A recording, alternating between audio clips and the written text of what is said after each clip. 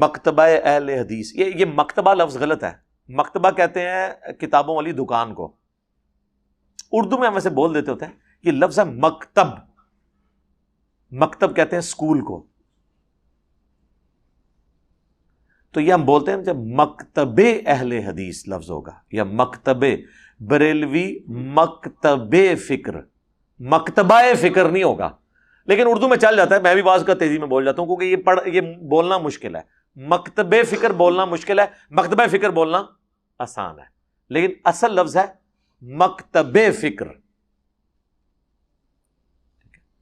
تو اس لیے آپ دیکھیں اہل تشیع کہتے ہیں اہل بیت، مکتب اہل بیت میں، ہم اہل بیت کے مکتب میں ہیں، ان کے اسکول آف تھاٹ میں.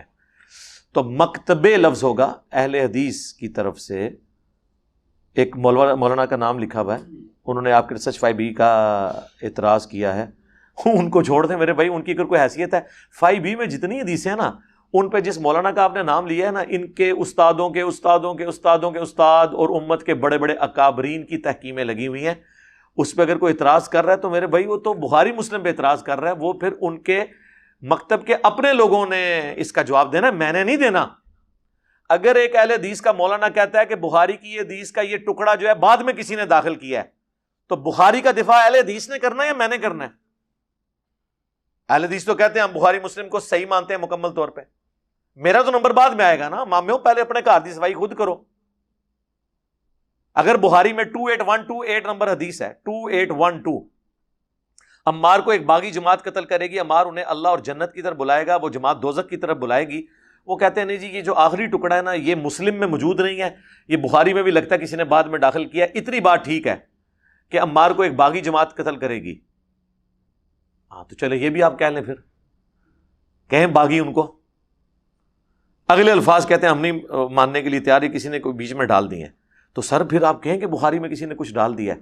پھر جو آپ حدیثیں پیش کریں گے نا سمندری جہاد والی، پھر ہم آپ کو کہیں گے سمندری جہاد والی جو حدیث ہے اس کے اندر تو شامی راوی موجود ہیں، یہ شامیوں نے حدیث گھڑی ہے.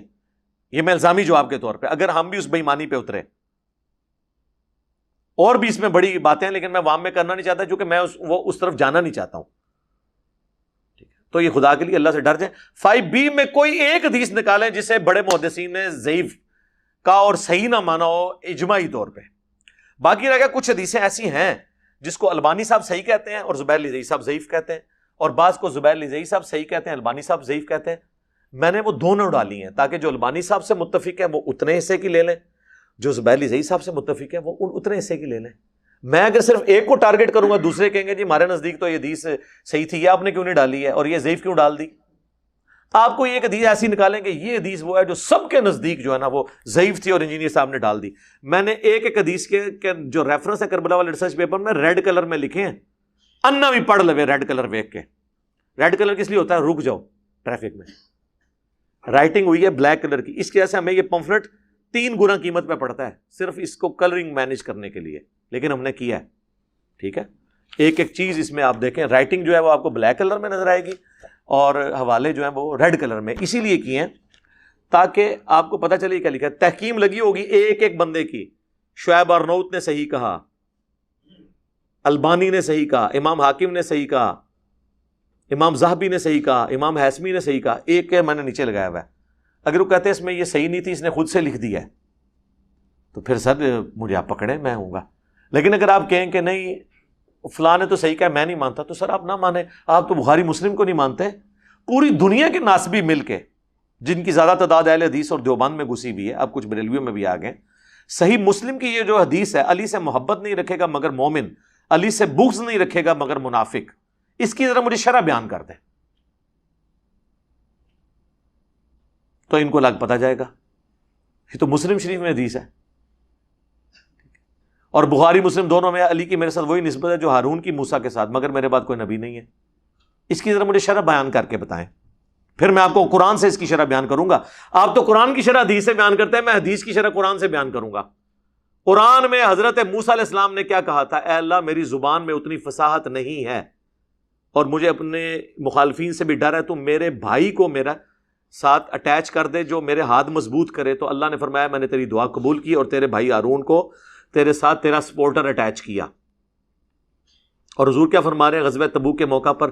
علی کی میرے ساتھ وہی نسبت ہے جو ہارون کی موسیٰ کے ساتھ. یعنی جس طرح حضرت موسیٰ کو اللہ نے ایک مددگار دیا تھا ان کا بھائی ہارون پیغمبر بنا کے، مجھے اللہ نے مددگار دیا ہے علی. لیکن ساتھ ہی آپ نے فرمایا مگر میرے بعد کوئی نبی نہیں ہے. یہ نہ ہو کہ علی کے بارے میں کوئی یہ کلیم کر لے کہ یہ نبی ہے. نہ، وہ پائی کہانی ختم. آپ لوگ تو مشورہ دیتے یا رسول اللہ اس سے تو رافضی غلط مطلب لے لیں گے، آپ نال 2-3 بندے دا اور بھی نال لے دیو احتیاطن. نا رو میں تو ہم دسا ہے کہ پچھلے 1400 سال تو حضرت علی دے مننے والے رو رہے ہیں. ہوں حضرت علی دے مخالفین قیامت تک روون گے ساڈی ویڈیو دی وجہ نال. رو بہ کے پٹو.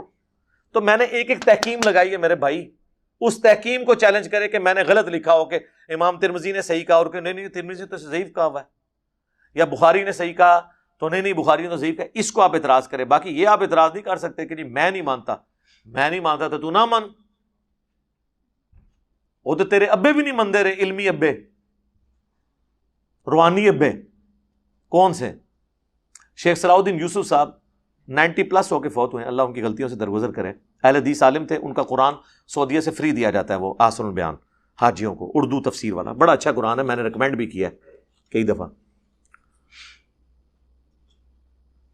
ان کے گلے میں اٹکی حدیثیں بخاری میں امام بخاری نے امام حسین کے ساتھ علیہ السلام لکھا ہے 3748 نمبر حدیث میں. سعودی عرب کے مکتبۃ الشاملہ سافٹ ویئر میں بھی موجود ہے. کلمی نسخے جو ہے بیروت سے شائع ہو رہے ہیں، بیروت کے پاس کاپی رائٹ ہیں. دارالکتب العلمیہ کے نسخے انگلش میں، عربی میں، اس میں بھی علیہ السلام لکھا ہوا ہے. حدیثوں کی سب سے بڑی ویب سائٹ کتب ستہ کے حوالے سے جو ہے وہ sunna.com اہل حدیثوں کی ہے. اس میں عربی میں لکھا ہوا ہے حسین علیہ السلام، اردو میں ترجمہ ہوا ہے حسین رضی اللہ عنہ. تو مولوی تعریف کر دینے. اسلام 360 میں وہ میرے پاس آئے ملنے کے لیے، وہ اہل حدیث ہے نا. اب تو خیر ماڈریٹ ہو گئے، اللہ کا شکر ہے. زاہد چیپا بھائی مجھے کہتے ہیں علی بھائی آپ جو باتیں کرتے ہیں. میں نے کہا میں کیا باتیں، لکھ، تیری سافٹ ویئر ہے نا، کھول لکھ 3748 بخاری. نہیں اس پہ حسین علیہ السلام نے لکھا. میں کہا نا، ترجمے مولوی بڑے ہے، مولانا شریف کو کنویں سے باہر نکالیں.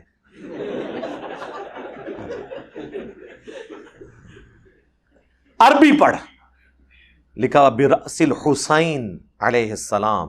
حسین علیہ السلام کا سر کاٹ کر عبید اللہ ابن زیاد کے سامنے ایک بڑے تشت میں رکھا گیا.